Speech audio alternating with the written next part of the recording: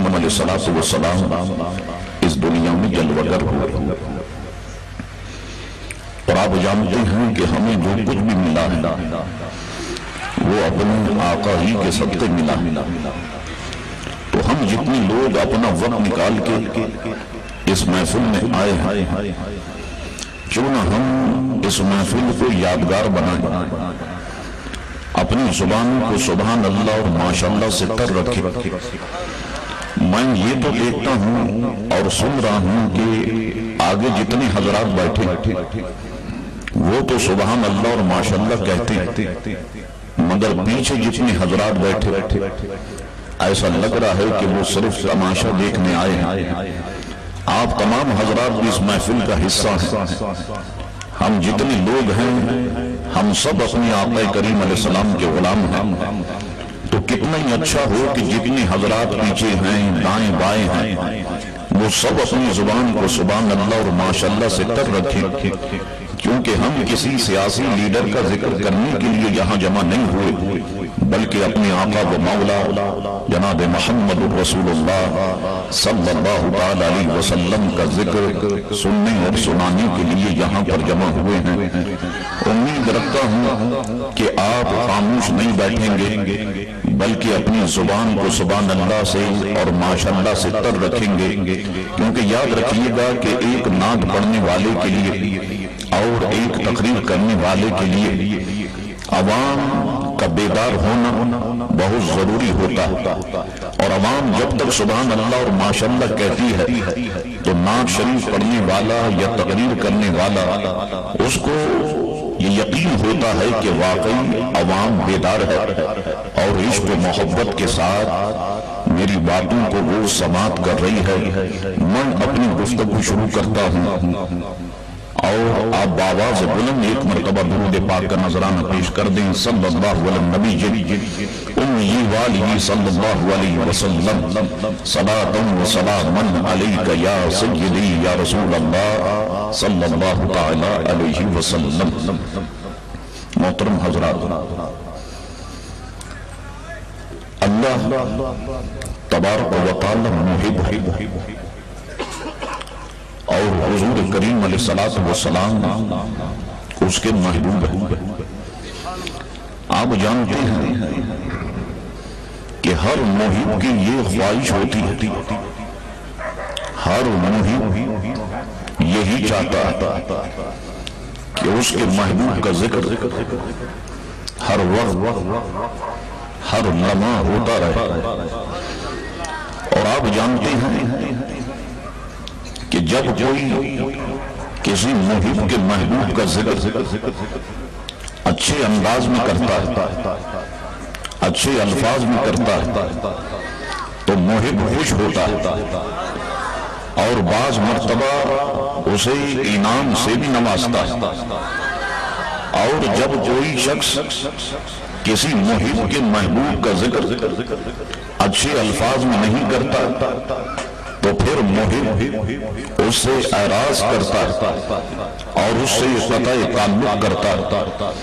آپ سب جانتے ہیں کہ یہی اصول پوری دنیا کے اندر ہے۔ یاد رکھیے گا اللہ تبارک و تعالی محب ہے اور پیارے مصطفیٰ کریم علیہ السلام اس کے محبوب ہیں۔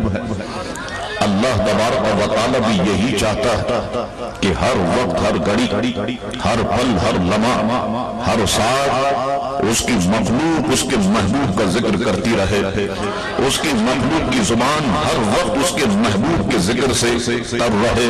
اور آپ جانتے ہیں کہ میں نے آپ سے کہا کہ جب کوئی کسی محب کے محبوب کا ذکر اچھے الفاظ میں کرتا ہے تو محب خوش ہوتا ہے اور اسے انعامات سے نوازتا ہے۔ اسی طرح جب کوئی پیارے مصطفیٰ کا ذکر اچھے الفاظ میں کرتا ہے، پیارے انداز میں کرتا ہے، تو اللہ تبارک و تعالی ان لوگوں کے لیے ارشاد فرماتا ہے کہ یحببکم اللہ، کہ جب تم میرے محبوب سے محبت کرتے ہو، میرے محبوب سے پیار کرتے ہو، میرے محبوب کی اتباع کرتے ہو، मेरे महबूब की अताअत करते हो तो मेरी तरफ से ये इनाम है कि युहिब्बुकुमुल्लाह, कि मैं भी तुमसे मोहब्बत करता हूं, मैं भी तुमसे मोहब्बत करता हूं।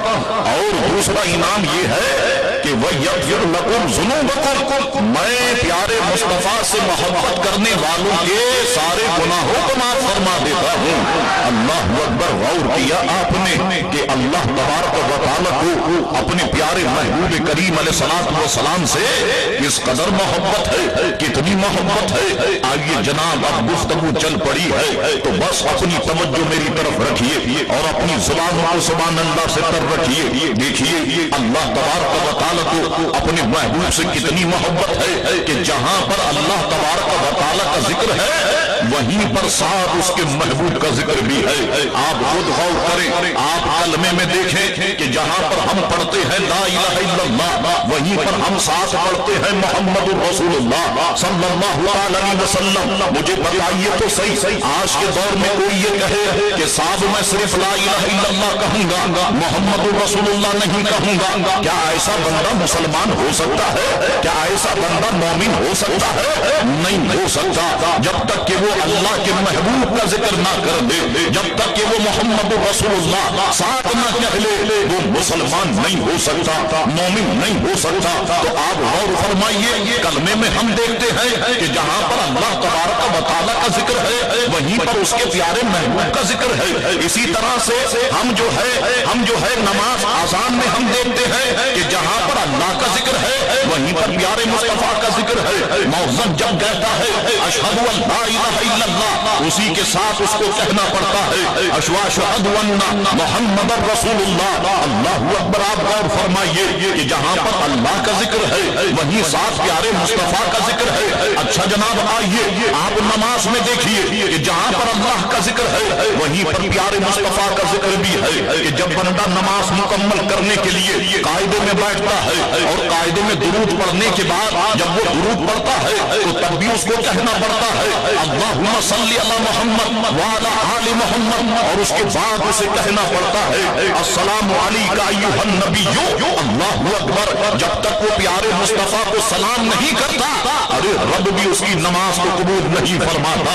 और मैं आपसे कहता हूँ सुन्नी मुसलमानों, ये नमाज तो बंदा जब पढ़ता है, मैं कभी कभी सोचता हूँ कि मौला तेरी इबादत तो खड़े रह के भी की जा सकती थी, तेरी इबादत तो सिर्फ रुकू में जाके भी की जा सकती थी, तेरी इबादत सिर्फ सजदे में रह के भी की जा सकती थी, तेरी इबादत सिर्फ कायदे में बैठ के भी की जा सकती थी। मौला तू कयाम में हमें क्यों खड़ा करता है? तू रुकू में क्यों ले जाता है? तू सजदे में क्यों ले जाता है? तू कायदे में क्यों बिठाता है? इसकी क्या वजह है? अल्लाहु अकबर। आइए इमाम राज़ी अलैहिर्रहमत तफसीर कबीर के अंदर अगर मेरा हाफ़िज़ा कता नहीं कर रहा तो एक मुकाम पे इरशाद फरमाते हैं कि अल्लाह तबारक व तआला जानते हो तुम्हें नमाज में खड़ा क्यों करता है, तुम्हें रुकू में क्यों लेके जाता है, तुम्हें सजदे में क्यों लेके जाता है, तुम्हें कायदे में क्यों लेके जाता है। अपनी जुबान को सुभान अल्लाह से तर रखो सुन्नी मुसलमानों। मैं तुम्हारे ईमान को गरबा देने वाला नुक्ता पेश करने लगा हूँ। अल्लाह ताला फरमाता है कि जब तुम नमाज में खड़े होगे अहमद की अलीफ नजर आओगे, जब तुम रुकू में जाओगे अहमद की हे बन जाओगे, जब तुम सजदे में जाओगे अहमद की नींद बन जाओगे, जब तुम कायदे में बैठोगे अहमद की ताल बन जाओगे। यानी खुदा चाहता ये है कि इबादत तो उसकी हो मगर तस्वीर प्यारे मुस्तफा की हो। अल्लाहु अकबर। गौर फरमाइए।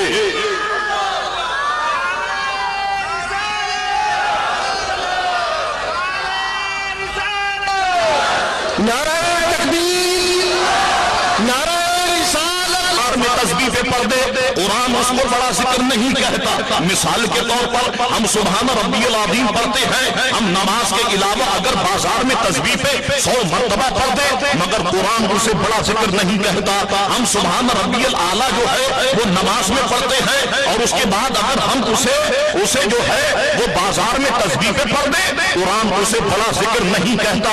फरमाते इसकी वजह क्या है? फरमाते जानते हो वजह ये है कि नमाज में जब बंदा ये तस्बीह पढ़ता है, ये आयतें पढ़ता है, ये सूरतें मिलाता है, बज़ाहिर तो वो इबादत अल्लाह की करता है मगर हुलिया वो प्यारे मुस्तफा का बना लेता है। अल्लाहु अकबर। गौर फरमाइए, कोई कितना ही सेंसिटिव कैमरा क्यों ना हो, आप अगर उससे तस्वीर खींचे कितने दिन संभाल के रख लेंगे? 1 साल